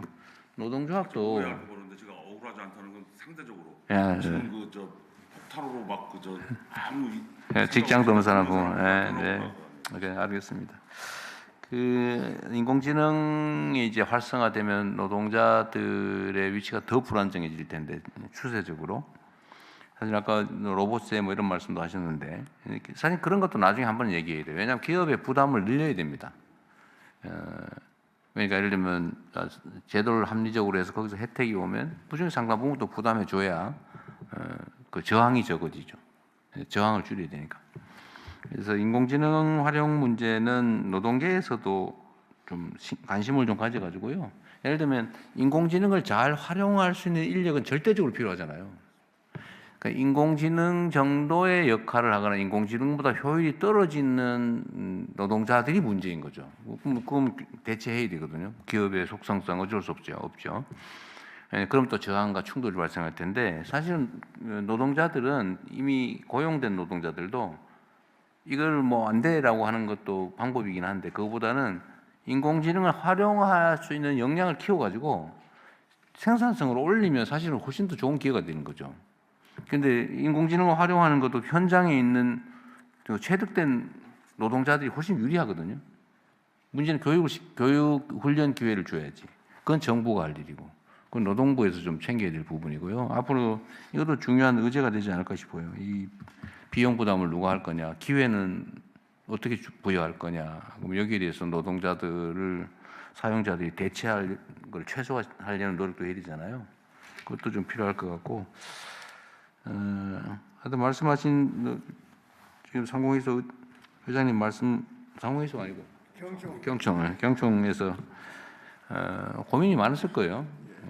여기는 국제 경쟁도 해야 되고 기업의 효율성도 제고해야 되는데 고민이 많겠죠. 그런데 저는 제가 가끔 경영계 사측을 만나면 그 얘기를 계속 물어봐요. 도대체 생산비에서 차지하는 인건비 비율이 얼마나 되나? 지금 계속 떨어지고 있잖아요. 총 생산비에 차지하는 노동 인건비 비율이 거의 뭐 평균적으로 20% 이하, 보통 뭐 첨단 산업 같으면 10% 이하, 뭐 이런 상황인데 그거를 예를 들면 10%를 깎는다. 그러면 얼마나 생산성이 개선될까? 보다는 사내 구성원들은 회사 잘 되길 바라잖아요. 그 회사에 애정 없는 사람들이 막 시간 때우기로 버티게 하는 경우하고 뭐 내가 하는 게 나한테 되돌아온다는 생각으로 진짜 열성을 다하는 경우 진짜 생산성 차이가 엄청나는데 그런 고민도 같이 좀 해주시면 좋을 것 같아요. 인건비에 매달려 옛날에는 막 인건비 비중이 80% 이럴 때가 있었잖아요. 인건비를 줄이는 게 곧 수익에 직결됐는데 지금은 사실 많이 떨어진 것 같아요. 많이 떨어지고 이제 구성원들의 의욕 뭐 이런 것도 되게 중요한 시대가 된 것 같은데 기본적으로 노사 간의 이런 분야에 대해서 그럼 좀 더 잘 되는 길이 뭘까를 좀 많이 얘기하면 좋겠어요. 그냥 말씀 명심해서 네. 우리 회원 기업들에게 많이 알리겠습니다. 그 회원 기업들도 사실은 그 지금 같은 상황에서 그냥 과거 방식으로 막 쥐어짜기로는 생존할 수 없거든요. 못 살아남습니다. 그렇게 해가지고는. 그러니까 좀 체질도 바꿔야 되는데 그건 사실 노사 간의 실질적 협의가 중요하고 협조가 중요하잖아요. 네. 뭐 이런 계기도 잘 활용하면 좋겠고 개별적으로 좀 대화하면 좋겠고요. 손 위원장님 시간이 거의 다 됐어요. 이제 네. 뭐 잠깐 지금 요약해서 듣긴 할 텐데 이 사회적 대화 기구의 대화는 실제 토론은 어느 정도로 합니까? 저희가 이제 오늘 사실은 본회의에서 정해진 게 의제를 정하고요. 그 회의체 이제 구성은 그 차차 맞춰서 할 텐데요. 오늘 저희가 정답을 많이 맞췄다고 저는 스스로 말씀드리면서 생각하는 게 저희 청년 일자리 문제라든지 AI 문제라든지 이런 게 지금 의제로 가결이 됐습니다. 그래서 의제별위원회가 가동이 되고요. 그다음에 일자리 인구 변화에 따른 일자리 위기 문제도 저희가 공론화 절차까지 그것은 같이 접목을 시켜서 진행을 할 예정입니다. 그러니까 사실 여기 위원들 뭐 열댓 분이 막 얘기해가지고 합의된다고 합의가 되는 게 아니거든요.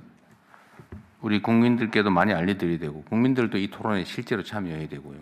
그 실질적인 국민들의 합리적 의사라고 하는 걸 잘 추출해야 되는데 그러려면 먼저 공개 토론도 좀 해야 되고요. 여기서 뭐 결판 낸다고 되는 게 아니지 않습니까? 그래서 이걸 우리 국민들께서 좀 지켜보는 가운데 또 참여하는 가운데 좀 실질적인 힘들더라도 정말 드러내놓고 얘기를 좀 하면 좋겠어요. 여기서 뭐 좋은 게 좋은 거라고 얘기해봐야 아무 의미 없잖아요. 멱살 잡을 건 진짜 잡고 그래서 안 되는 거는 뭐 법률로 좀 맡겨야 될 것 같고요. 그리고 이 안에서 얘기가 돼서 이건 정말 공감해서 필요하다라고 하면 사실 그런 거 법제화해야죠. 그런 거 저희가 책임질 테니까 의견들을 좀 모아서 우리 사회에 정말 이게 고쳐야 될 부분이 너무 많단 말이에요. 또 새롭게 설정해야 될 시스템도 정말로 많을 텐데 여의도 국회의원들도 일을 뭐 열심히 잘하시긴 하지만 이렇게 현장 속에서 나온 얘기들을 세부적인 것, 세세한 것들도 입법화하고 제도화할 필요가 있습니다. 그거는 수시로 좀 뽑아가지고 소위 합의되고 국민들이 보시기에 타당성이 있는 거는 좀 신속하게 제도화하고 성과로 좀 내게요. 근데 억지로 할 필요는 없습니다. 근데 아까도 얘기해 보면 청년들의 문제, 임금 공식 저는 채용하는데 월급 얼마 줄지를 안 가르쳐 주는 건 정말 문제 같아요.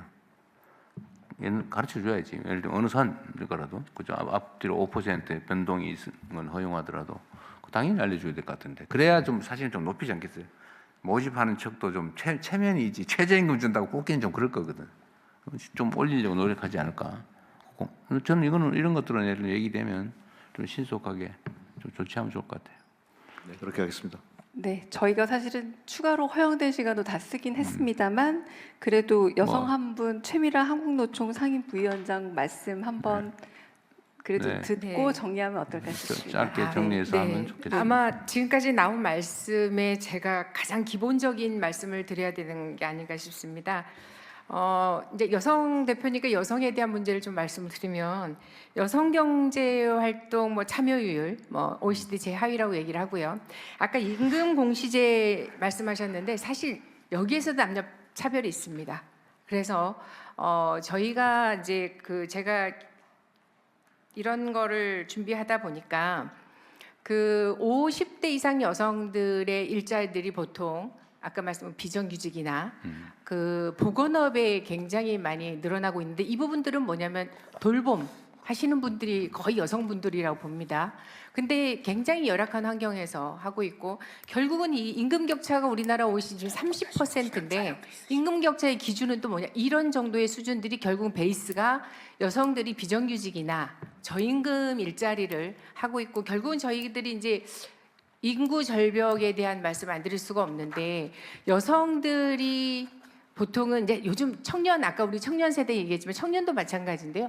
결혼에 대한 거 그리고 출산에 대한 부담 그리고 저희가 이제 여성들이 이렇게 올라가다 보면 어쩐 일정 부분 여성들은 그 유리천정이라고 하는 부분을 뚫고 가지 못합니다. 오늘 이 자리도 아마 우리 한혜라 의원님도 할당 비슷하게 여성이 된 것 같고 저도 진짜 그렇네요. 여성이 한국노총에서 저 여성 부위원장이 할당제 된 게 얼마 안 됩니다. 그러니까 이게 굉장히 가부장적인 시대에 저희가 그 시대를 아직 벗어나지 못하고 있는 것 같고 이렇게 차별이나 뭐 비정규직 문제, 남녀 차별 뭐 이런 사회들이 변화되려면 기본적으로 여성들에 대한 부분도 좀 고려해주면 좋겠다. 시간 없으니까 제가 자세한 말씀도 못 드리고 그런 기본적인 문제들이 좀 해결이 된다면 지금 저희가 말씀드리는 차별적인 것들도 같이 해소가 되지 않을까 생각합니다. 감사합니다. 중요한 지적입니다. 네, 또 좋은 딱 말씀. 한마디만 네네. 딱 한마디만 네. 덧붙이고 싶습니다. 사실 제가 여성 대표는 아니고 공익위원인데요. 이 테이블에 여성이 2명 앉아 있고요. 이 방 전체 여성이 6명이더라고요. 제가 세봤더니. 근데 사실 청와대에서 일하시는 분들은 뽑혀서 오신 엘리트이실 텐데 대변인은 다 여성입니다. 여성이 아직도 충분히 대표되지 못하고 있다라는 생각이 듭니다. 네, 시간 관계상 충분히 하지 못한 말씀 남겨주신 의견 저희가 꼼꼼히 읽겠습니다. 혹시 대통령님 마지막으로 마무리 말씀 해주시겠습니까? 제가 너무 얘기를 많이 해서요. 네. 이걸로 마치겠습니다. 여튼 잘 부탁드립니다. 네, 감사합니다. 이것으로 오늘 행사 마치겠습니다. 대통령님 그리고 참석해주신 모든 분들 감사드립니다. 대통령님께서 먼저 근데 이석하시겠습니다. 뭐 촬영 있다면서요? 네, 맞습니다. 네, 그래요? 네. 좀 이따 보겠습니다. 저희는 잠깐만 기다려 주시고요. 네, 네.